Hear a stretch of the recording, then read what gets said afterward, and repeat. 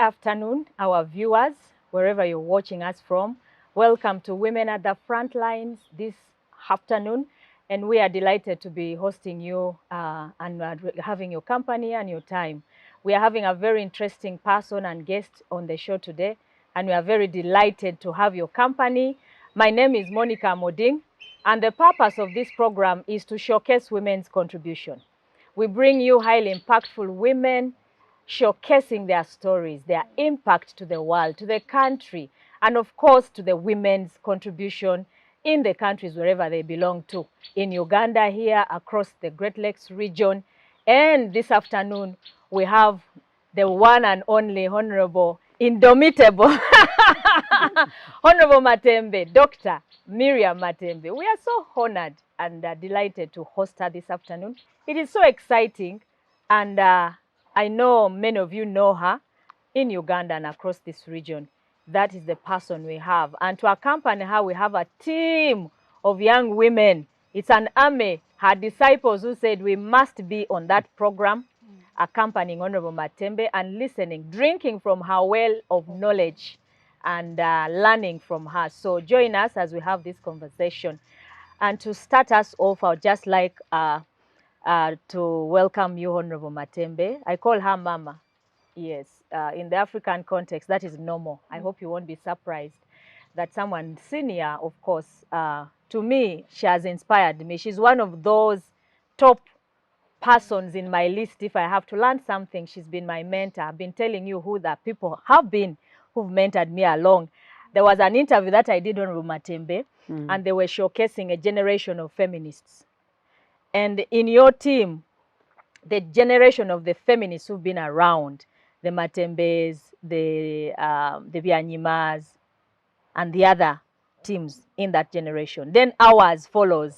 The Amodings and the other, so many young women right now holding executive positions in leadership in the women's movement and across. And then there's this team now we are having. Yeah. This is, I think, the third generation. It is indeed. Yeah, you're welcome very, very much. I don't think I'm going to labor so much in introducing you because so much is known about you. You've been a former Minister of Ethics, perhaps the pioneer to hold that office, Member of Parliament from Mbarara, and we know you more in your advocacy for social justice in the country and across the region. We want to welcome you so much to this program. This program is for inspiring new women on the leadership scene, but also to inspire those who are already occupying spaces like us to do more, to challenge us to do more, and of course to ensure that there is that connectivity and growth of this women leadership across generations. You're very welcome, Honourable. Thank you so much, my dear Monica. Yes.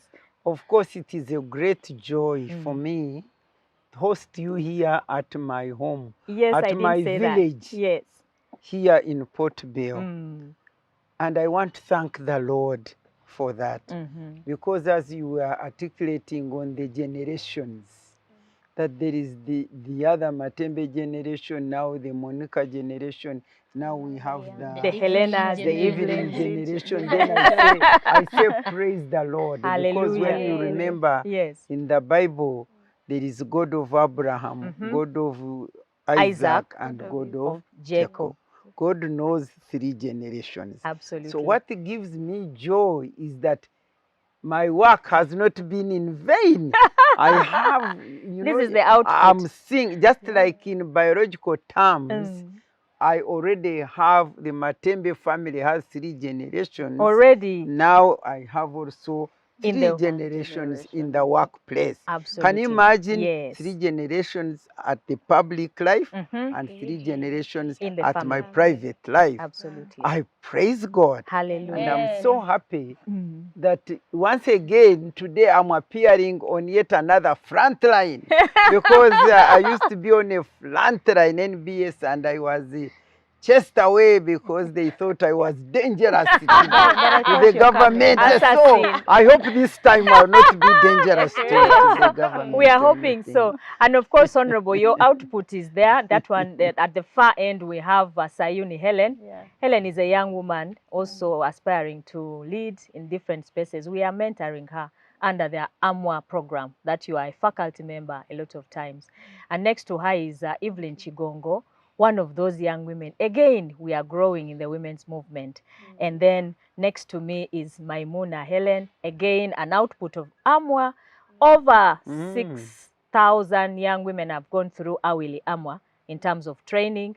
And so we are locating them and seeing where they will end up. But basically, we are hoping they will end up in the political arena in terms of leadership. So that is the team we have at your home. It gives me joy when you talk of AMWA.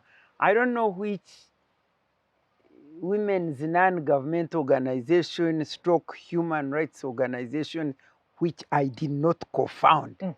Because that Akina Mama of Africa, I'm one of the founding members. Wow. So when you see the young women getting on board and moving on, for me, what more do I need in life? Yes. I'm done. We are doing very well. We still need you around because we think that there's a lot that you do or still have to contribute to. We'll end at that level. But to start us off, many of us know Honourable Matembe in the political arena, the good orator, the great woman. But we may not know how it was like raising that woman. Growing up, did you have an ordinary growing up like all of us do? Or did you, the training of such a leader, is there a special training? How was it like growing up? Let me tell you what will shock you. My mentor and my trainer was the unfair, discriminatory, and just environment in which I grew. Wow. That is what taught me and fired me up to be into who I am. And to go back, having summarized it that way, is that I was born to a family, peasantry family, of course, of Mr. and Mrs. Rukoza, in the village of Rutoma Wizwera, Kashari County, which now happens to be Mbarara district. Okay, the city. And we were 9 children, 5 boys, 4 girls. I was the 4th in the family. Not the first. The 4th in the family, by the grace of God, I am the first. Wow. I'm the first because I shot up and had to take care of the rest. Took over. Now, I told you peasantry family. Therefore, what does that mean?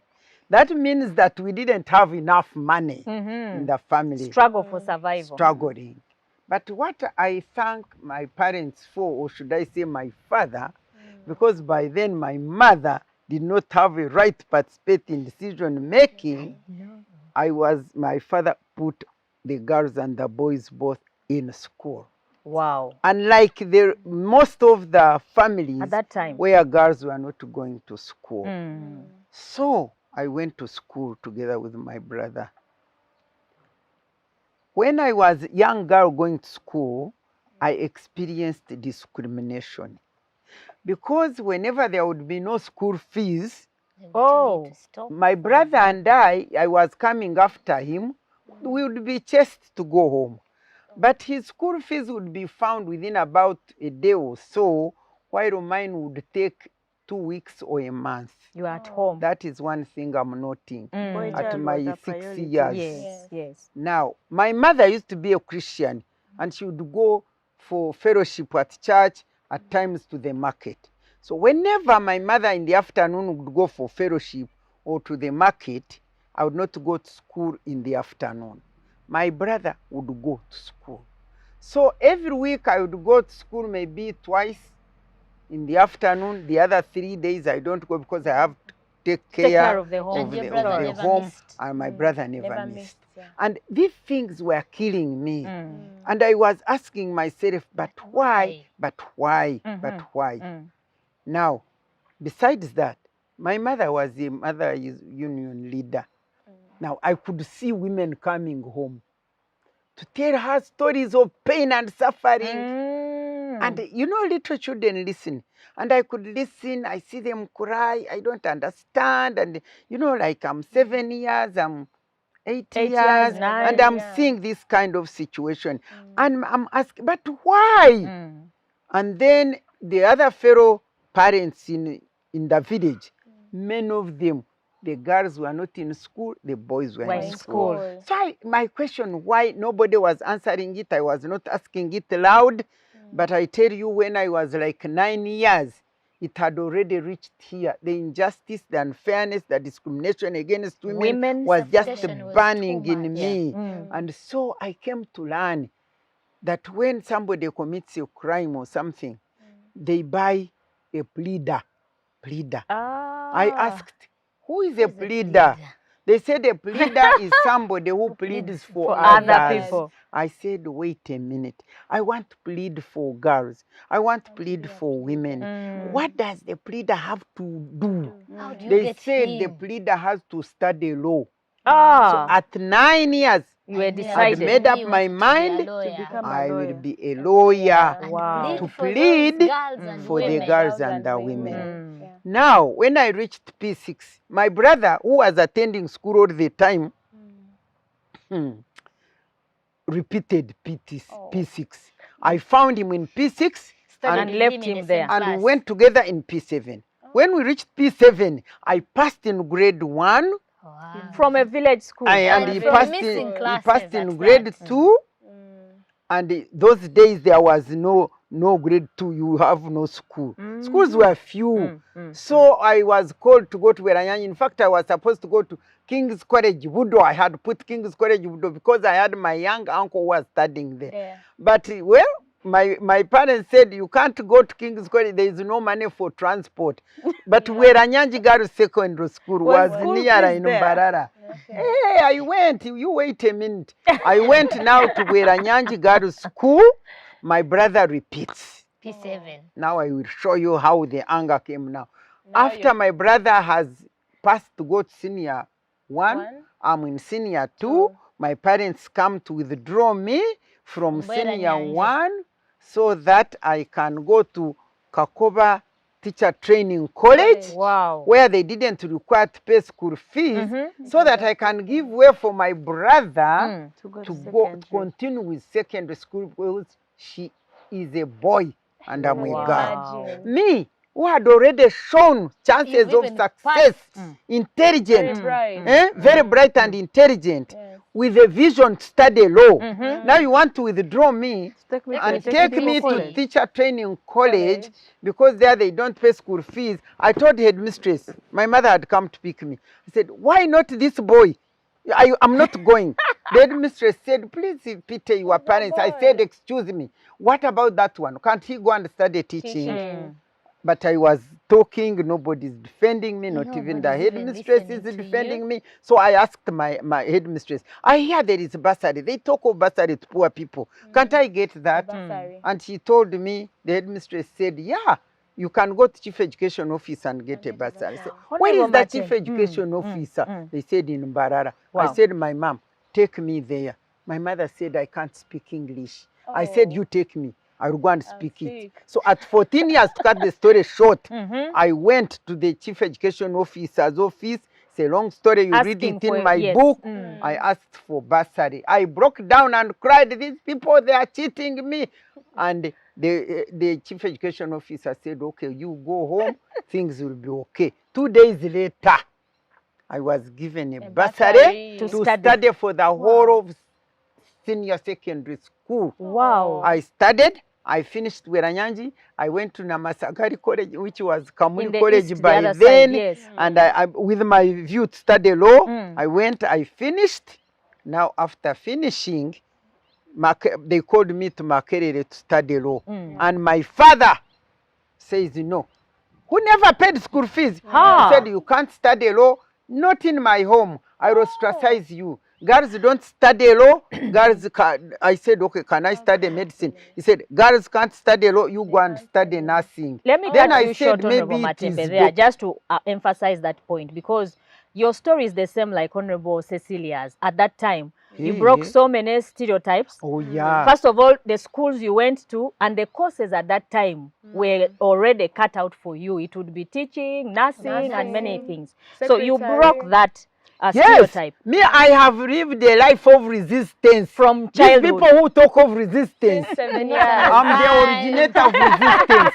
You were born an activist. I'm telling you, I said, my father, he said, you cannot study law. I said, me, when I saw things were tough and you are young, you can't resist your fathers. And then I said, okay, you go to Makerere and tell the headmaster, because did he know the vice chancellor? I said, go and go to change the course. But could he go there? A peasant, I could take my mother to education officer for my benefit, but I could not take my father to Makerere against my benefit. At that so age. He didn't go. So I went to Makerere and studied law. And I will tell you, when I was studying, that's when I met my husband. And I wedded that when I had finished first year. I had finished second year. My father had put rules.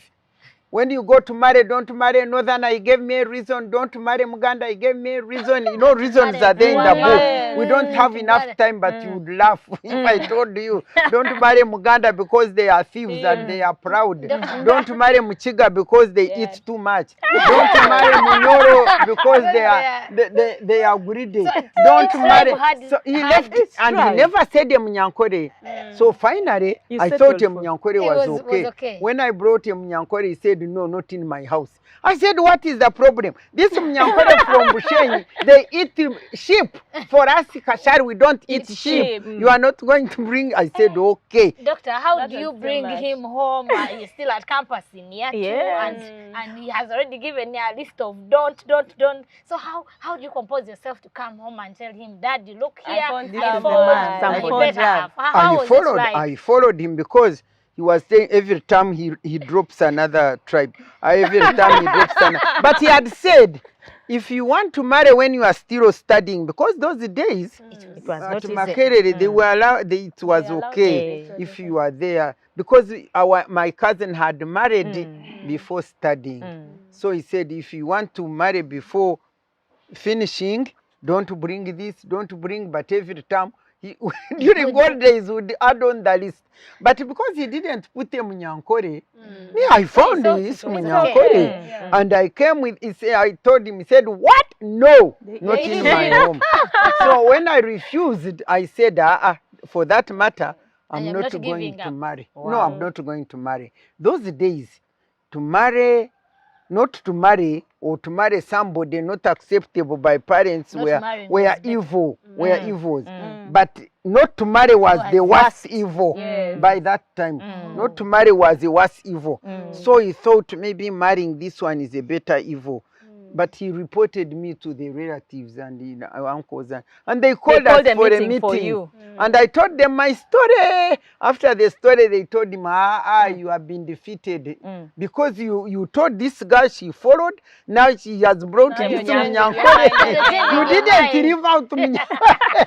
So I defeated him. So I continued and married. Now I have taken you from education anyway. I married. But you know, when I went to study law, I want to tell you how I expanded my dream.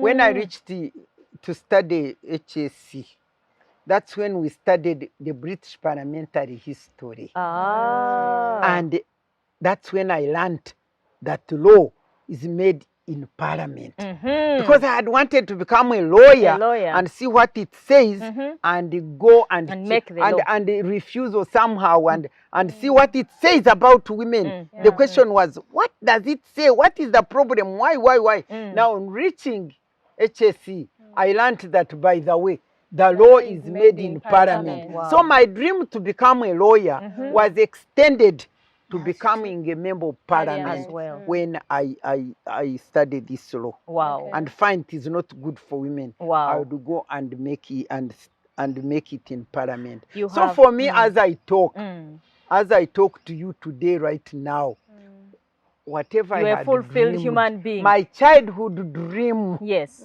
which was cut off right by the time I think I was born, has been not realized, but fully realized. Because while I thought I would go and become a member of parliament and make law, little did I know that one day I would be asked to make the mother of all laws Wow. the Constitution of Uganda. Before you go there, because that is going to be the gist of our discussion, you have summarized for us your life growing up.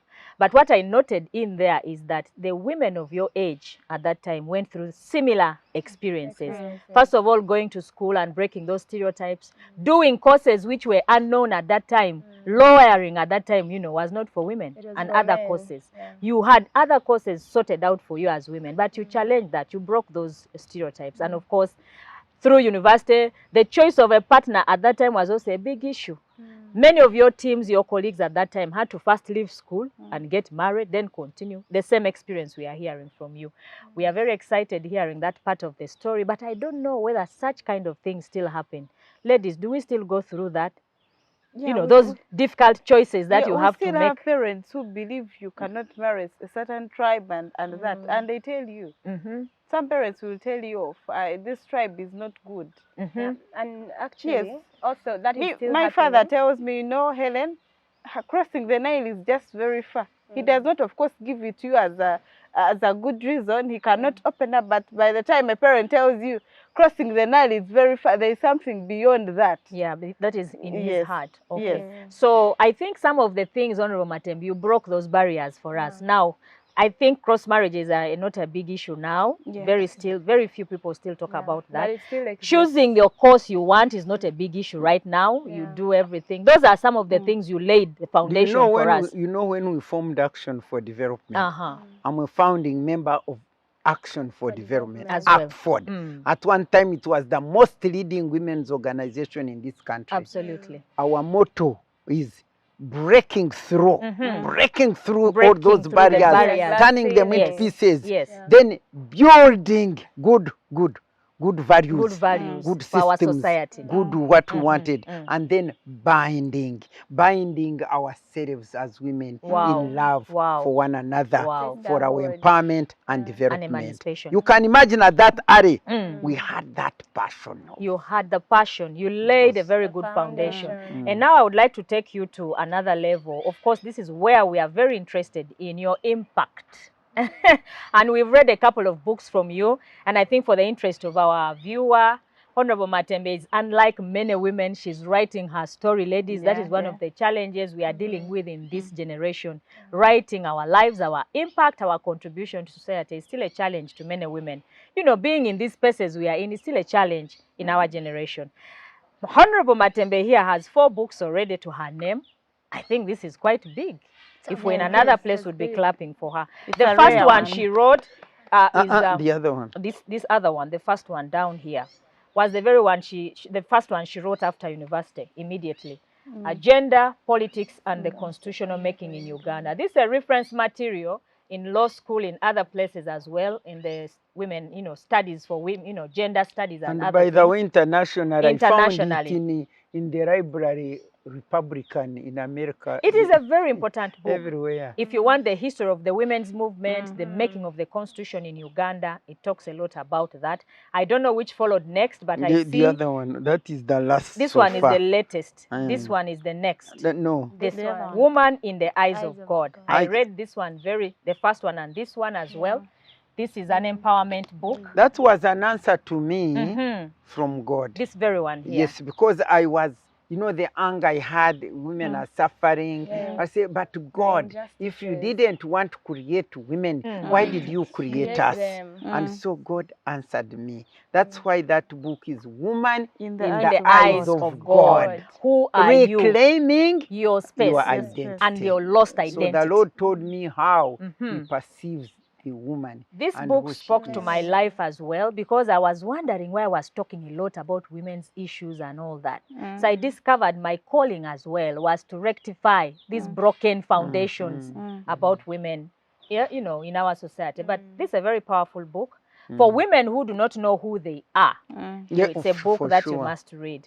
Of course, there is this one, Political Evangelism, The Beauty of Conversing with God. What is this one about? You converse with God on a daily basis. Oh, yeah. Wow. Even that title, Political Evangelism, was given to me by God. Why political evangelism? Because surely these days ideal in political Evangelism. evangelism. I'm You're a politician crusader. who is evangelizing. Why? Because when I was busy, you know, I used to really fight. In the first parliament, in NRC, in the second parliament, I used to like real physical fighting. Yes. I never fought physically, but emotionally, you know, energy, fighting for women, fighting. Until, you know, God met me and said, what does it help you to liberate women physically and you lose them spiritually? That's how he captured me. And then I met the Lord and I became born again. And then I have to work now. I liberate women both physically and in the other spiritually. Absolutely. And you have good conversations with God. In that book, I tell you how my journey in politics, how I have listened to God, how He gives me guidance. Instruction. It is so beautiful having a conversation with God. Wow. So our viewers, there is this other one. This is the latest. Yes. The struggle for freedom and democracy. Here, Detroit. This one got sold out as soon as it came on the market. I don't think it's even there now. We produced more. It is now at Aristoc. Okay. Aristoc, Uganda bookshop, you can get your copy. So there are many things here talking about Honourable Matembe's personal journey and experience inside the system that she knows very well, the NRM. And so this one is a must-have and a must-read. And this is the gist of our discussion. Everything is in these books about Now, to refer to the political evangelism book, yes, you find it is so hard for these people. Is it so easy to mix politics with evangelism? Spiritual. Yes. She's talking about the politics and the spiritual angle. That's how do you balance? That's a wonderful question. And that's why actually that book, when God gave me that title, Political Evangelism, if I had said the beauty of conversing with God, the politicians would have ignored those it. are godly things. You see, God gave me this topic. And yet what is in that book, the politicians need. Is in it. They need it. Because what is politics? You are saying, can you really mix politics and evangelism? Yes. What is politics? What is a political leader? A political leader without God is supposed to serve God's people. Yes. God's people. If you read the scripture, you'll find that King David was a political leader, wasn't he?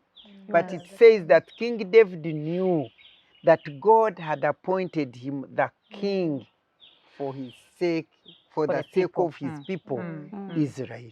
You get it? Yes. Jesus Christ, when he came on this earth. By the way, the Lord revealed to me that Jesus Christ was the most effective politician that walked the earth. And that is true. Because when he came, he overturned the establishment. He questioned the establishment. He questioned the Pharisees, the Sadducees, and introduced the laws of humankind, God's law of love. He overturned things around. And let me tell you, he just appointed 12 cabinet ministers, and he had a public service of many women. You'll find it in Luke chapter 8, verse 1 to 3. The cabinet of public service of women who used to implement and do the things there. And he did what he did. 3 years. Within 3 years, everybody with him had caught up his vision. And as a result, it is more than 2,000 years now, I am his disciple. You are a disciple. And the vision is still visible. It is still running. You go to every village. If you don't find a church, you tell me. That is an institution. Whose institution is that? Therefore, people misunderstand. They think politics is about their stomachs. Yes. Political leader, in fact, to be born again, politics is a dirty game. Be born again and being politician, if we had politicians who know what service means, you don't know where Uganda and Africa would be. Okay. Because why you are if you love God, then you love the his people. Yes. And when you get into a position of service, then you serve them with love. They become your priority. You don't put yourself at the center. You put God at the center of your actions, and he guides you into serving his people. And let me tell you, in the end, he will reward you immensely. He will reward you immensely. That's why I keep telling people, my sisters and brothers who are in politics, that please, life does not exist in positions and possessions. Life exists in knowing who you are in God and serving the purpose for which he created you, like my purpose now. Don't you see I was called right from long ago to fight for justice, fairness, and equality. And you know the word of God says that justice and righteousness are the foundation of God's throne. Therefore, it's possible, but not in the current prevailing environment in Africa. Doctor, in Africa. Doctor, I think our people have narrowed down politics to positions. Exactly. And it is really so bad. And it is really so bad that people, even the good people, we've lost good people because they got positions and they got corrupted by power. And they got lost at instancy. And all they look at as soon as they get into office is how do I reclaim it? How do I gather it up all for me? And there is no leadership at all. That's why it is becoming contagious to our young people. So have you also bought that? No. Not at all. That's why I love this young lady. I love her. Amina. Because let me tell you, you need to stand for what is right. Absolutely. When you are a leader, you lead by example. Because when you are a leader who is power centered and not people centered, who is property centered, who is greedy, then every follower of yours will be like the that. same. Yeah. And Jesus said, lead by example, and he said, leadership is what? Service. That's why I feel sorry for our young people and our families if God does not intervene in our situation these days. I would like us to call for a short break. The sun has caught up with us so that we can change our position, and then we get back to our very important discussions in terms of your landmarks, Honourable Matembe. This journey of more than 40 years. There are specific landmarks we remember you about. We want to have a discussion around that. Your impact in Uganda, your impact across the region, in this world, you started that discussion. When we return, we'd like to have that deeper conversation, and then we'll move forward to another item. Thank you.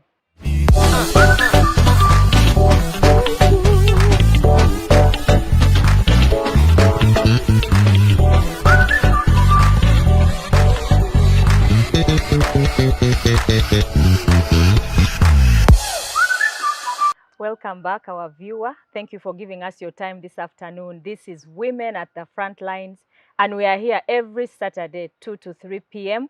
Would like you to continue following us, like our page, comment on all those social media handles that are on your screen right now, as we bring you these stories, life journeys of highly effective women leaders in our country, Uganda, here across the Great Lakes region. And would like you to be inspired through these stories, because as we talk here, we know that there are many women leaders out there in their own journeys, but also those who are just coming up. We're encouraging you to spread out, step out of your comfort zone, become a dominator, occupy space. Leadership is a calling as well, but you need to step out. So we use this space to inspire you, to mentor you, and encourage you in your leadership journey. So follow our stories, share them with other people who would be encouraged. And to share her story, of course, this one is a long journey. We can't exhaust it in one program. I think we shall have many programs where we host Honourable Matembe here. Would like to continue with this conversation, and joined with her a team of young women who are her disciples. It's a beauty to have your vision being carried forward by other young women or upcoming leaders. So we are all carrying her journey forward, her vision forward. I am her disciple. in my generation and many others. And this younger team are also her disciples. And so it's a beauty to have a conversation with you, Honourable Dr. Miria Matembe. You keep doing a lot. You keep inspiring us. We were having a conversation before we broke off, and we were just interested in picking some of your landmarks, your impact in this country, in the region, in the global regional women's movement. That conversation is very important for us because now we are inspiring women to have legacies. What is your legacy that you're proud about at this stage? And I would like to have a discussion. I know there is a lot, but just pick out a few things for us for this afternoon. The legacy. I think when I'm gone, the name will remain. First of all. It remain one of the, what I would call my legacy, or what I thank landmarks. God for, is that here is a woman who had a childhood dream and has been able to realize that childhood dream. Absolutely. Because I had always dreamed of a day I would stand out. Imagine even in my village, that I would stand out and call upon the women, have a hill, a platform where I would stand out and call upon the women and girls and say, women, girls, come we fight, we are cheated. That was all in my mind. When one day I found myself standing on an international platform. Wow. Calling out women. International platform. I started with the African International Platform. Then I found myself I found a regional. Then I found out at my international platform. And then when I stood in Vancouver, the University of Vancouver, and read a poem on the day I was awarded an honorary doctorate. Yes. For the impact I have made in the world on the women's empowerment. Wow. And I stood up and I gave that poem, Woman of Africa, what shall I call you? And the audience, they were crying. And they stood up, a standing ovation. Wherever I have gone to talk, whether America, whether in China, you know, when I spoke on behalf of the African women in China, giving a statement on the strategies for advancement of women in politics, and I got a standing platform on the international scene. And then you live to record this experience in a document. Wow. So that even when you are gone, people will read about you, people will know about you.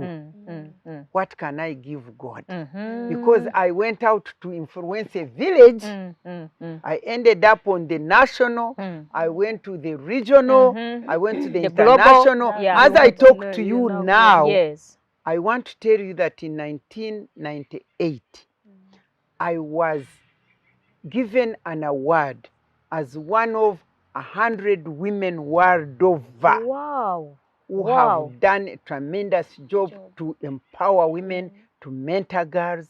In fact, I have my certificate in there. Wow. 1998. Wow. That will show you, this house is full of awards. That will show you that what I have done has put an impact. First of all, regionally, I co-founded Women Law and Development in Africa. Wow. At another stage, Wow. and that organization went like fire. I don't know what they are doing now. But the way we influenced women lawyers in the region. Then Feminate, you know, Feminate the one which had organized yes, that. I'm a founding member of Feminate. Wow. So my impact is not only in Uganda. On the African region, and internationally. You know, the women of Kenya, how I influenced, I participated in the women of Kenya's constitution, the Kenya's constitution, going to the villages and educating those women and mobilizing them to make sure that they have a constitution which promotes their rights. Wow. And then the South African constitution, by the way, wow. I also had an influence there because they did it when we had already done our own. Now, when it comes to Uganda here, all these women's non-government organizations which were founded before I left the public scene and the human rights organizations, I can assure you I'm a founding member. Therefore, I would say that all those transform my impact on the public platform. Yes. And by the way, also on the private, because I have been like a preacher. I tell you, I have saved many marriages from families, breaking, many families, and then young women, and then they know if you to ask me is unfair, because to praise myself. I know. But if you ask those people whom I have impacted, yes. But to answer the question specifically, what would I call your proud moment? The proud moment. The first proud moment is when I graduated as a lawyer. Dream. A childhood dream of becoming a lawyer. Leader. The second moment, when the NRIM government came here with the gender question high up on the agenda. And they said, women, where are you? We had already formed action for development, burning with fire, burning to get out. But then people wanted to rape us at one time. I will tell you these stories. When we came out from Nairobi, this African conference. Yes. No, Africa, the first international conference to be held in Africa. Wow. In 1985. That is when Obote was overthrown. And all those people who had gone the conference on government never came back. And we are here in Akford, we mobilized, we formed Akford with a spirit from the Nairobi conference. Because it was held near here and we were burning with fire. We wanted to question everything. Or when we planned we are going to demonstrate against men or soldiers who are raping our women. Women in the they planned to rape us at that city square. They planned to rape us, and one of us was in media. He came to learn about that. Quickly. They rang us. So in the night they told us that when you go the city square, they will rape you. Then we didn't go. We said, but let's go to see whether it is confirmed. We went to walk along the shops, and we found the city square was all with army people of Rutwa waiting to rape us. We escaped that. Therefore, although many times I critique the Museveni's government, I do critique it, but I don't know whether there is anybody who loved it more than I did. Yes. Because they opened, when they Space said, for women, where are you? You people, I was like, you open there's a dog in a cage, and you open the cage. I was simply unstoppable. So that is another moment which you must remember. I was unstoppable. And I ran with the gender question. I ran everywhere. I ran. You're very active. Now, the other third moment, the moment I was elected to go to Parliament of Uganda. Wow. Where your law is made. Oh my God, realizing the enlargement of the vision. Then, the fourth moment, incredible. Wow. While I had dreamt of going to Parliament to make the laws, little did I know that I would be appointed on the Uganda Constitutional Commission, the 21-member commission, where only 2 women, Mary Maituma and I, were the only women, and the men were 19. That I would now be on the commission to make the mother of all laws. Wow. Let me tell you the truth is, the moment we promulgation, on the day of promulgation of the Uganda Constitution, 1995, the moment I received that copy in my hand, I felt like this man Simon in the Bible, who when he held Jesus Christ in his hand at the temple, said, God, you my can now purpose. take your servant in peace. I felt like that. But then I remembered that, you see, men are weak somehow. Simon prayed that he does what? He goes. But Hannah, after seeing Jesus, said, now let me go and preach the message. That Jesus is here. So instead of saying, God, take me, I said, let me go and preach the message of this constitution and the rights in there. So, my dear, that was the highest The epitome of my desires. Let me tell you, the rest of what I got, being a minister, being a member of Pan-African Parliament, even by the way, being a family person, those were not the dream I had. The dream was to go to release the women. The women. So the women question. If I die today, I'm ready. You are fulfilled. And how did it feel to be two women in between 19 men? And how were you in that house? How was the house? No, that is the commission. The commission. You the can constitution imagine. making house. You think me being, even if it was 200 people, you think me standing in that meeting, even when I'm one woman, you think it would shake me at all? When you are unstoppable, let me tell you, when we are making that constitution, I made sure that that constitution will certainly contain all these provisions which you see. Because even when I reached there, we started training ourselves as a commission, and they had written topics which we should cover. And I said, put there women and the constitution. So we put a subject, women and the constitution. And let me tell you, wherever we went, when we would go, we'd call women leaders to come and train them on the constitution, the leaders. And by then, if you say chairperson of district, there is no woman. If you say secretary, no woman. So you would find all the leaders whom we have invited are what? Amen. Do you know what I would do? I would reach like Lira this evening, and I go. I walk on foot, I go into the market, I go everywhere. I say, women have you heard there is a meeting tomorrow? Have you heard there is a meeting tomorrow? Just turn up, just turn up. And then they would do. In the morning, of course, they come, they were not invited. And I'm the one, I have a colleague, some other colleague, we are teaching the constitution. They would come and fill the hall. And the men are on the seat sitting. I say, enter, women, sit here. Sit here in front. They would sit there. And then I would teach them. And then when questions come, women are not raising questions. Then I'd say, okay, you ask, you women ask questions. I tell you, everywhere I went, I remember in Achor when during the conflict, the conflict, that war, I had my friend, I think he's dead by Okot, Justin Okot was my colleague, I went with him.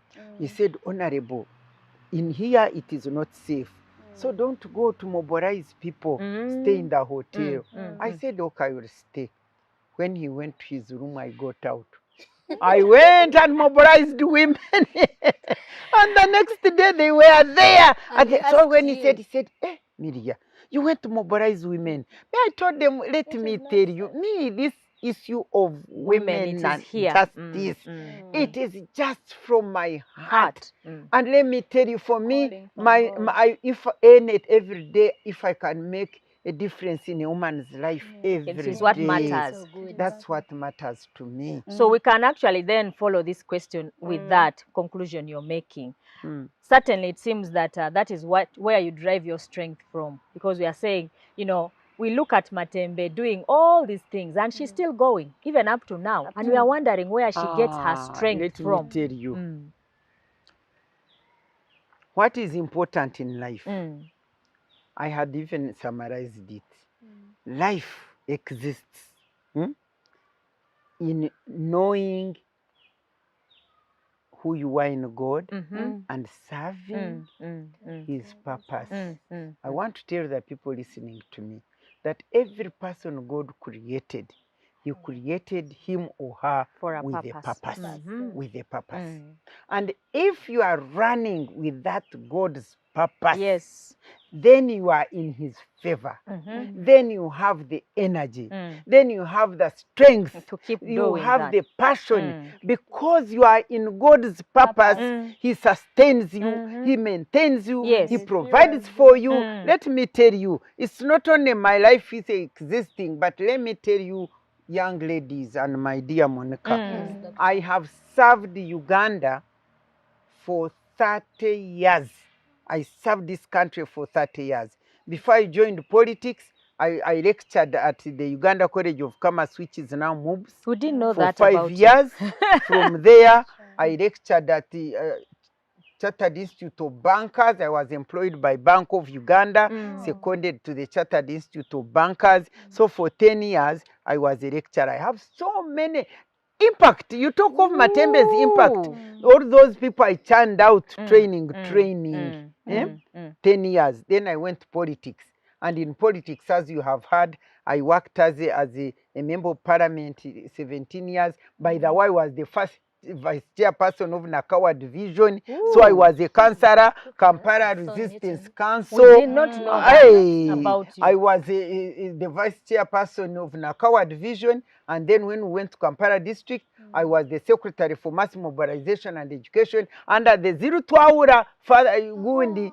Murongo Ziru Twaura, Rubega, then Iga, you know, I was the woman there. Wow. So I have done all this. I have served the government as the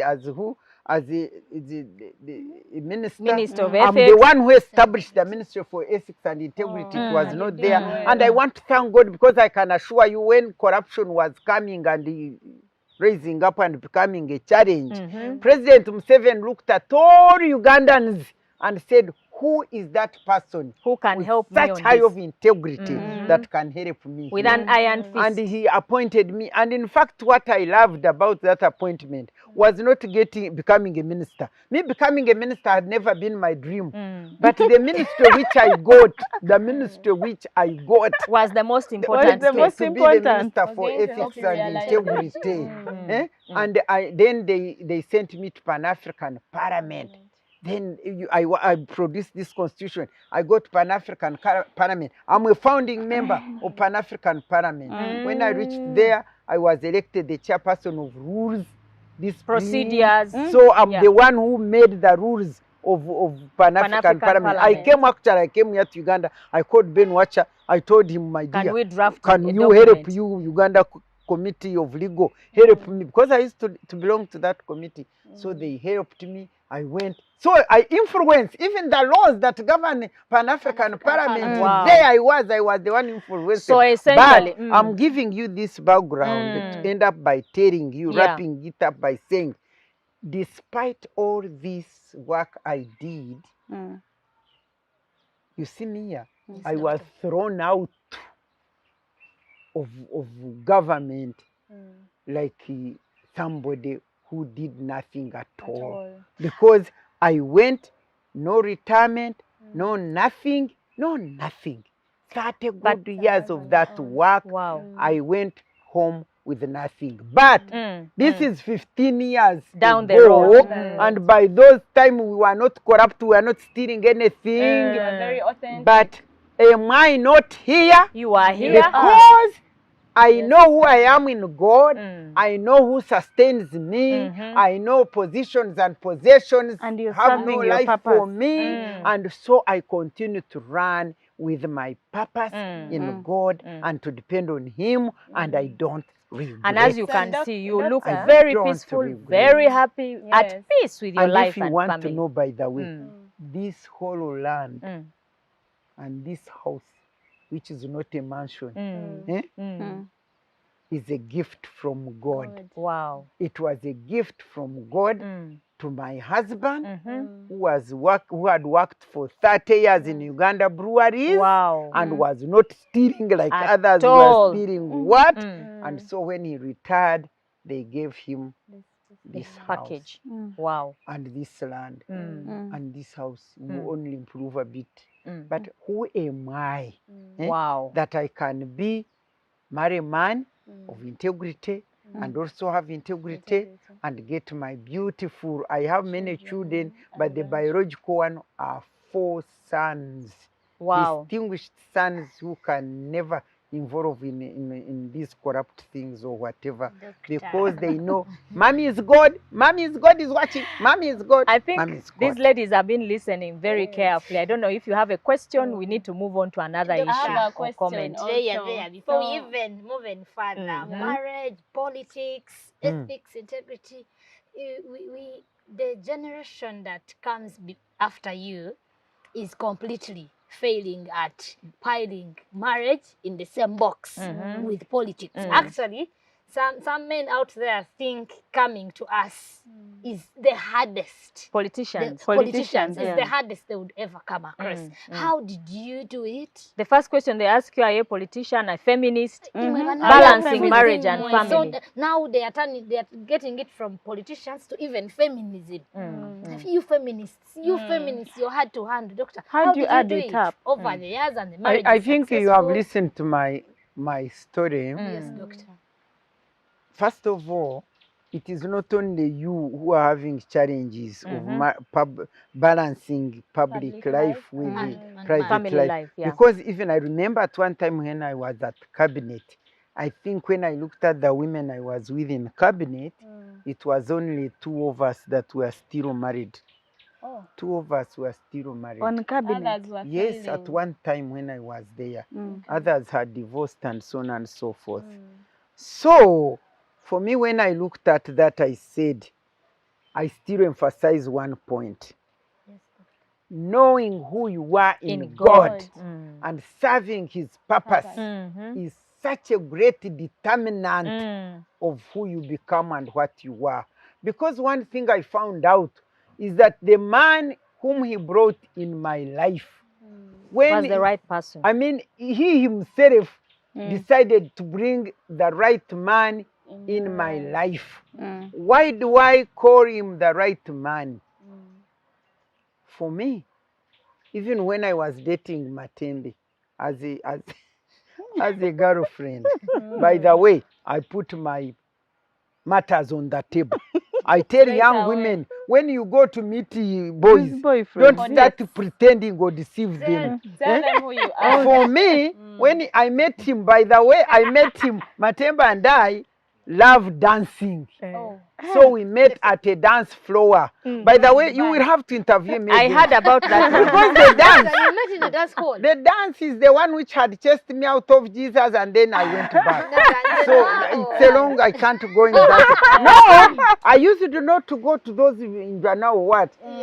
We met at a bachelor's party. Bachelor's party at his cousin's wedding, you know, bachelor's party. His cousin was going to marry. Kind of Nika. So we're at a bachelor's party. And I found him there. I understand me, I was asking, who is that? I saw he was dancing nicely. And I said, who is that man? Dancing very well. Then my cousin told me, that man is called Matembe. He has just come back. He's been abroad. You know, when we were young girls, people were looking for us to marry us. Yeah, of course. And the friends and relatives were also in it. So he started talking about this man, blah, blah, blah. But me, I was looking at the dance. After he had danced, he went to sit. I understand. He also saw me and said, who is this woman dancing nicely? And then I understand he came to pick me and I refused. Of course, for me, my concern was I saw somebody dancing nicely, but not the person. So for him, he came to pick me. He says I refused to go and dance with him. And then when I was going, they were taking us back to Makerere, his friend who knows him. You know, those days people used to know one another. You know. So we went to the vehicle for him to take us to Makerere. He said, no, I'm not taking you because you have refused to dance with Matembe. Not to dance with Matembe. I said, who is Matembe? You can't take me because I'm not dancing with Matembe. Okay, take me and we dance. So he took me. The man had even left the floor. I think he was in the room greeting old people. He went there and said, come and dance. I brought. So went to the floor. Of course, I danced like one who is hired. Then after dancing, he took me to the vehicle. You know what was amazing? He had a friend called Kahenano. Now, this friend of mine who was confusing me with him had already told me, you know that man, he's called Kahenano, he's our friend. He had already said, this is Matembe. So when I reached the door to the vehicle, I was entering. He said, have you known me? I said, yes. Who am I? I said, you are Kahenano. And I entered. And from there, he told me afterwards that he thought, my friend has gone there before me. But then I told him, but you should have known. I neither knew him or know you. But those are quite interesting things.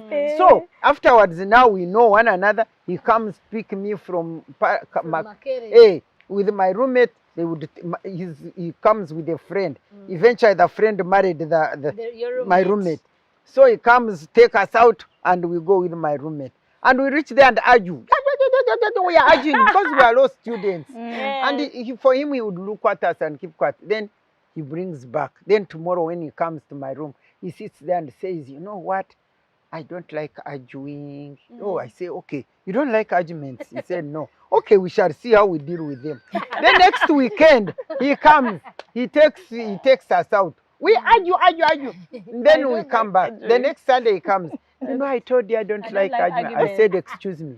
We are talking about balancing family and public life. I said, excuse me. Who are you? Are you my boyfriend or my singer? No, because in women you have singer. It has to be aunt. I said, who are you? Are you my auntie or a boyfriend? You have to choose. And this is somebody talking to a boyfriend and older, because he was older, much older than me. I said, you choose. What do you want to be? I thought maybe he's not coming back. Next weekend, he came back. So you see, he came to know who I was before. And he proceeded. And when he was about to propose, I said, I can see you are serious. So there was no, but me, there was no I can't be beaten. I said, I can see you are serious. But I want to tell you, I can't be beaten. You can't touch me to beat me. If you ever do, you will see what I'll do to you. So, so when he took me up, he had persisted. He took the person he knew who she was. So when I reached here, I am who I am.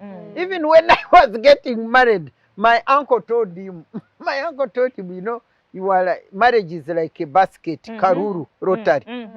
You pick, you can pick a lion, it will eat you. You can pick a leopard, it can scratch you. But for you, Matembe, you have picked Kanyonza. You know, Kanyonza is a small bird like this. It shouts. That's a lot of he said you have picked Kanyonza. He will tell you. And even when you throw a stone, she will go to another tree and she will tell you.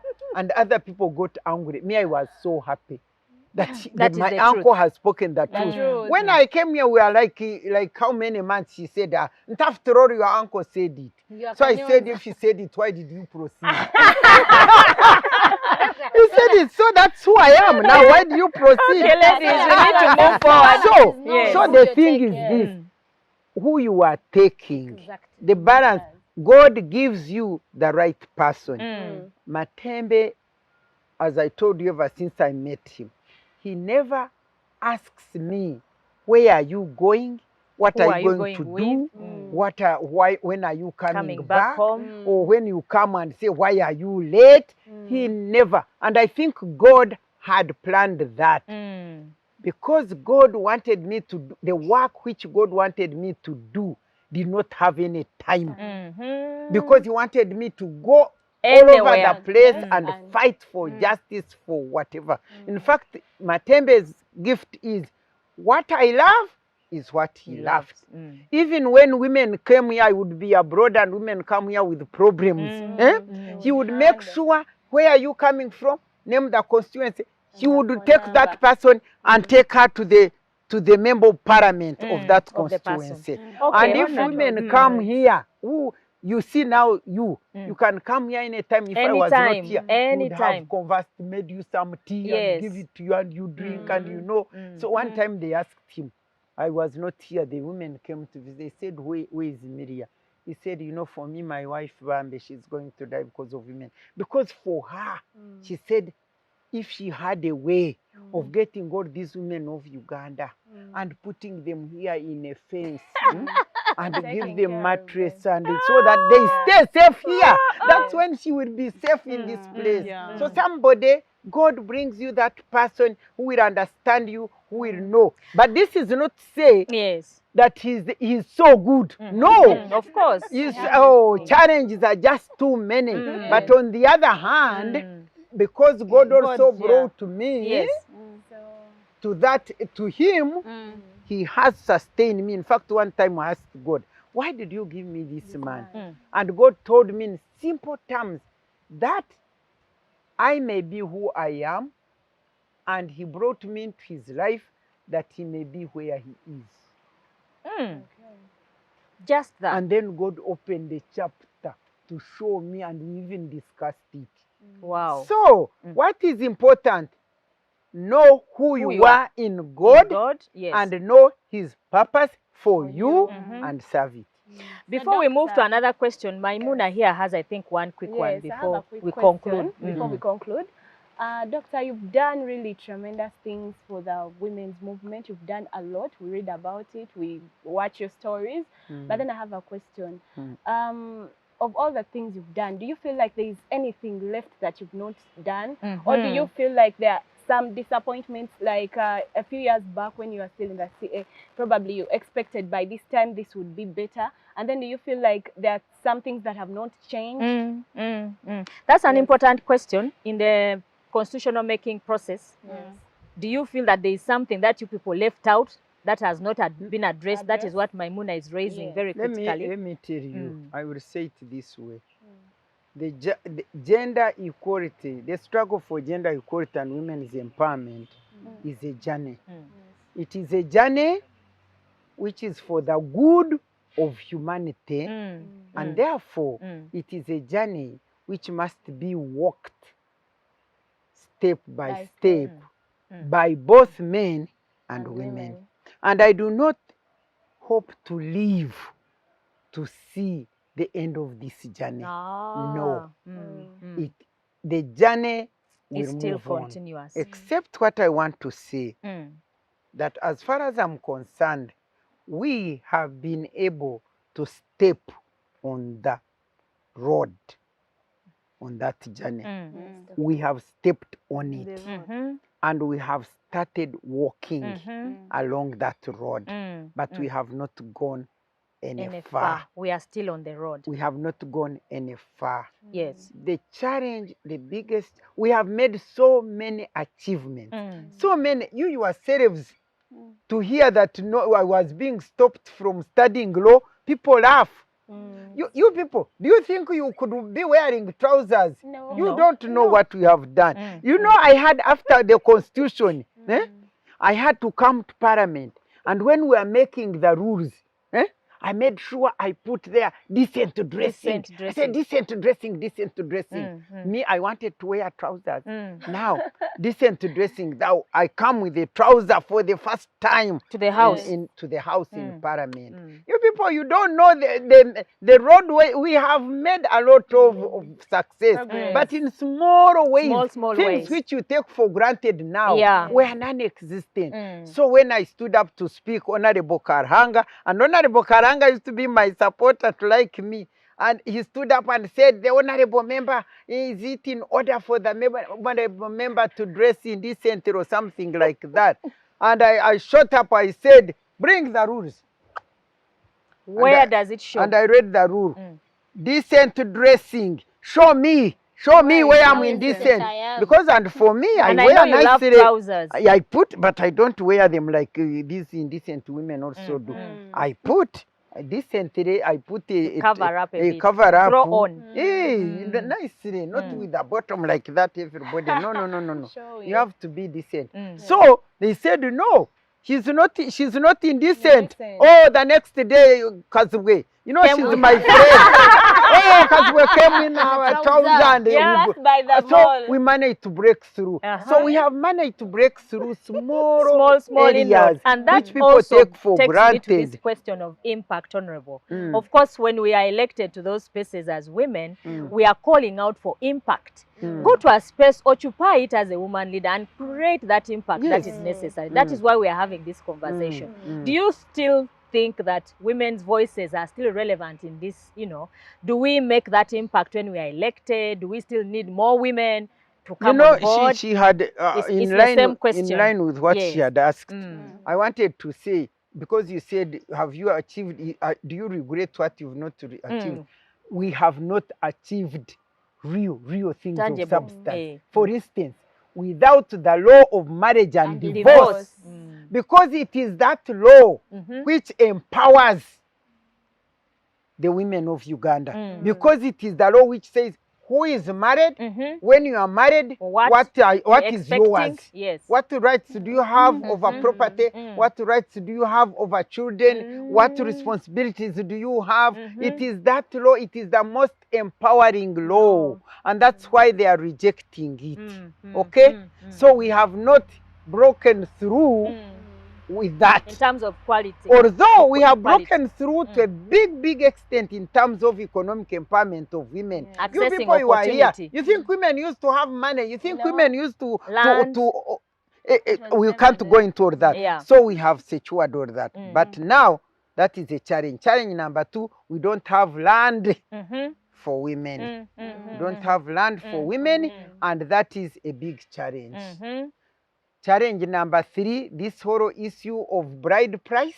The cultural issue of bride price, where women are bought and the man says, I bought by the way, I was paid, my husband paid bride price. Of course I couldn't talk. Yes. I mean, could I talk? At that time. Did I have a right to talk? And he made sure he charged so much that the man may fail to bring it because he had not wanted this type of man. He wanted me to marry from the village.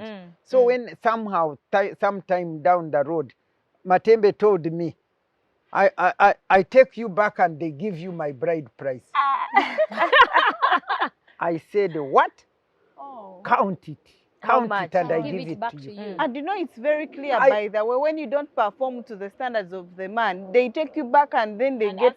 I told him, and that was much earlier, before, you know, before 5 years of marriage. Oh, marriage is terrible, it's hot. It can take you through rivers. I actually rejected bride price as a feminist. Maybe for you, your father, my father had passed on, so I said, why am I even interested in bride price? He's not here, so who's going to, you know, celebrate and enjoy this bride price? I let it go. Because we had reached a certain level. Yes. But that time of our marriage, no question. You couldn't question. You couldn't question. So I told him, when he said, I'll take you and they give you my bride price, it killed me. It hurt me. Because it cut me like a knife. He thinks I'm both. With all my whatever who I am. I told him, you count it. How much was it? And I give it to you. Okay, we are moving very well, but we have to end. But in that question of yours, to finish it, what is paining me is that we seem to be in reverse gear. And why? I'll say it in simple terms.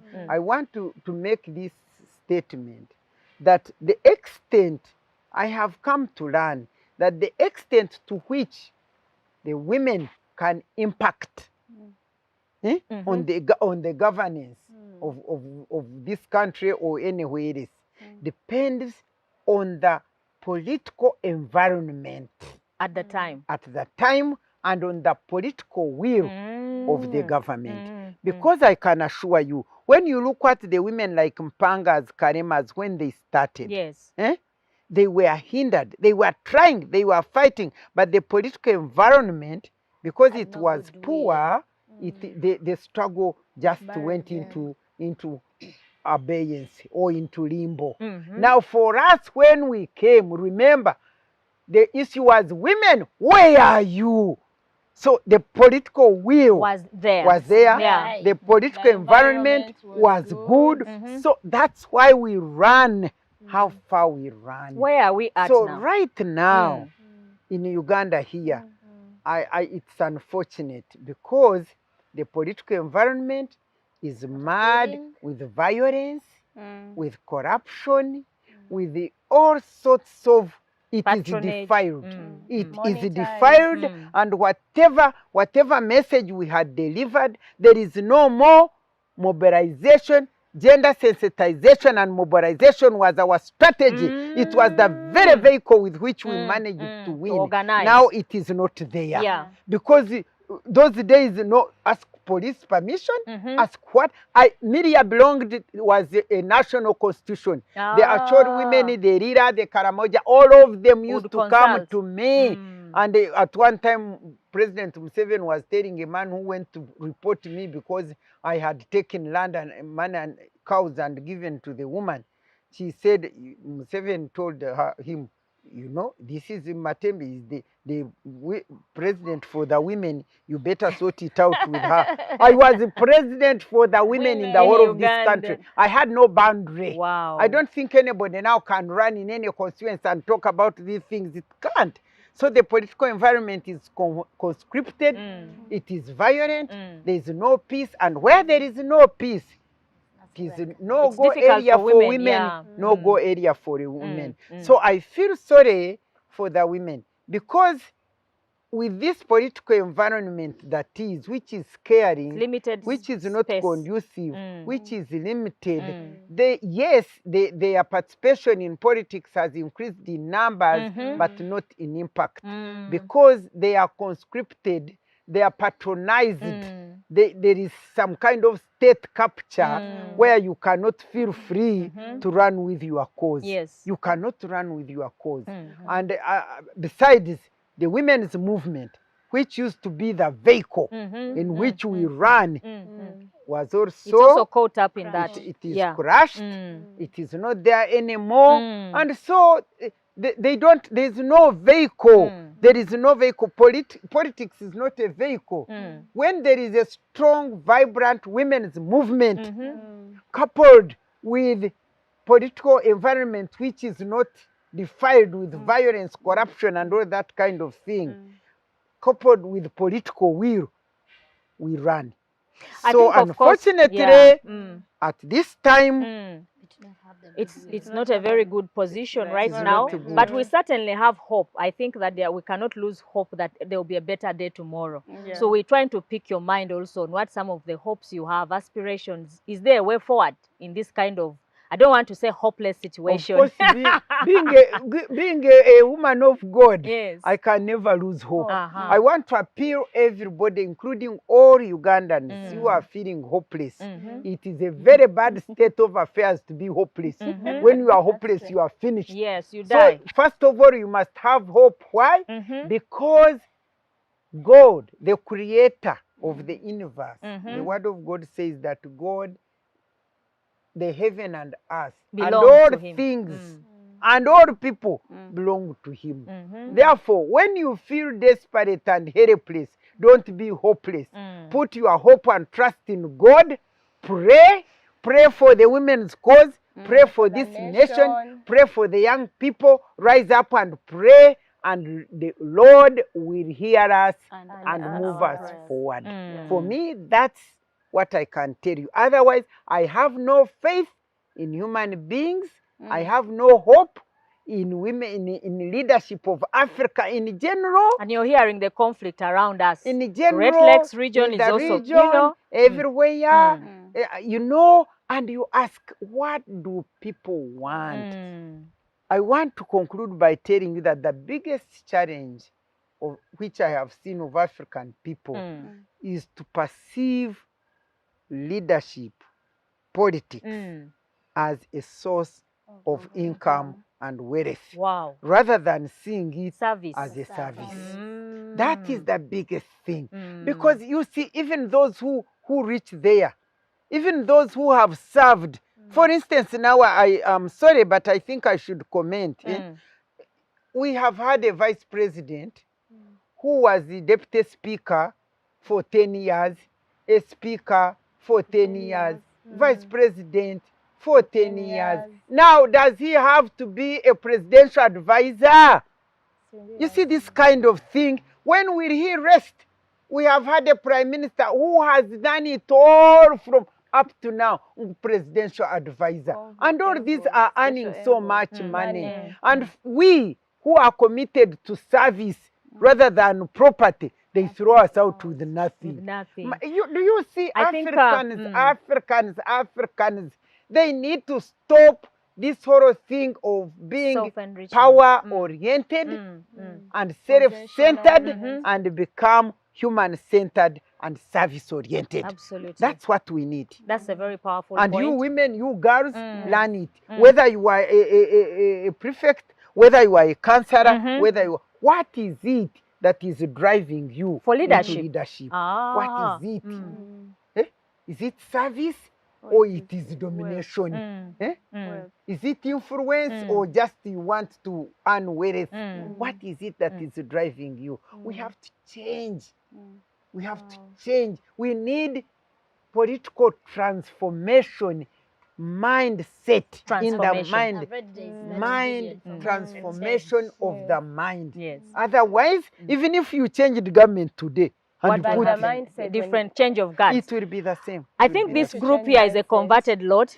They are a team that is talking about transformative leadership. So we believe that when we occupy spaces, it's about leadership, transformation, you know, creating change wherever we are.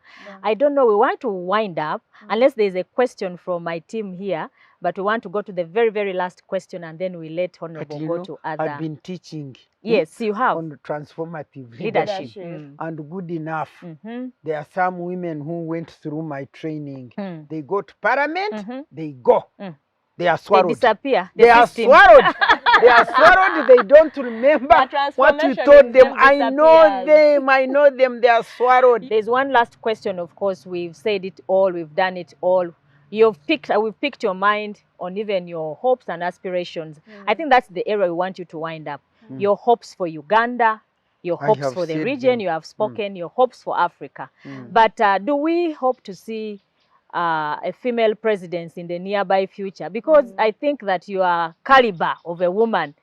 We need to see more in terms of politics, in terms of leadership. Do we see a presidency, a candidate for presidency coming out of Matembe, Honourable? With the current political environment, the way they are, I don't see one. But in God's sight, there is no impossibility. For instance, you see me here.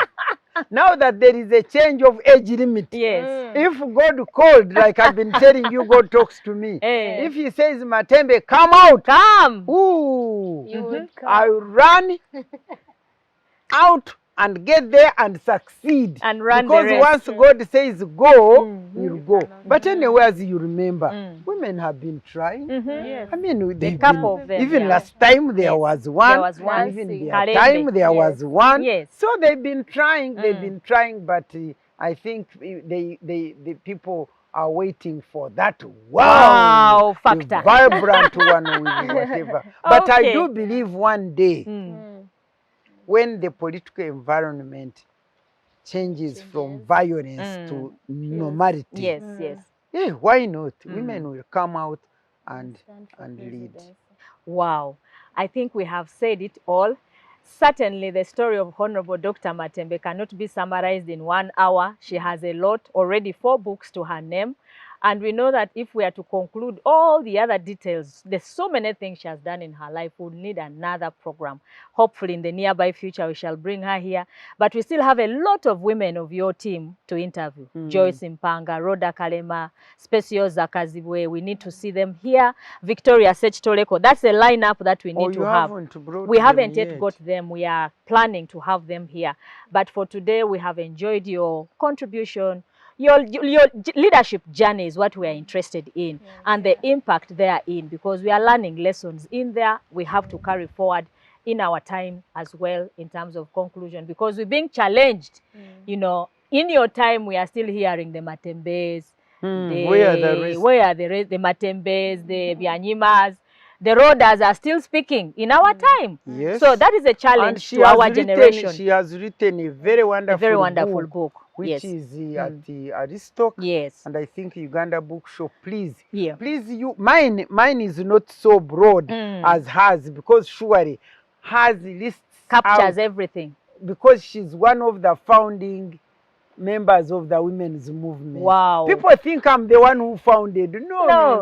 I'm standing on the shoulders of Rhoda. But for me, I came with a big mouth. You know, my biggest talent is my mouth. Yes. And the mandate for it is found in Isaiah 49, chapter 1, verse 1 to 3. Wow. Yeah, even my mandate in life is in the Bible. I should look out for that in Isaiah 49, verse 1 to 3, yes. Later on after this program. But we want to conclude at this point. I hope you have followed us, you've been inspired. You have liked this story of Honourable Matembe. A lot is to be said about her. We know that we shall bring her another time. But would like to conclude here by thanking you. First of all, thanking Muzei Matembe and Mama Matembe here for hosting us. This place is wonderful, very fresh, refreshing. You feel like you are at home when you visit. Thank you for opening your doors to us. Usually we are in hotels, but today we are at home. Thank you for hosting us. To you, our viewer, thank you for being with us up to this time. Also, our partners, our work, our team that is behind the scenes, Civic Space TV, you are wonderful. Thank you for giving us this space to engage, to speak about ourselves, to make our contribution be heard as women leaders. Of course, CCG, Center for Constitutional Governance, as well as Great Lakes Institute of Strategic Studies, Greece, you team out there, thank you for giving us the opportunity to speak about women's contribution. This has been a wonderful conversation. Thank you for today. We are encouraging every woman that has followed to spread out, to speak out, to even, create spaces like we are creating in this place. And of course, to encourage ourselves, inspire ourselves in this leadership journey. We need more women. Matembe's story is very powerful. It is still impacting on us, but we need more of the Matembes to come on board in Uganda and across this Great Lakes region. So we want to thank you so much. And next week, we shall bring you another person. But for today, we are signing out. My name is Monica, and we want to say God bless you. Shalom until we meet you on Saturday next time, 2 to 3. God bless you. Thank you so much.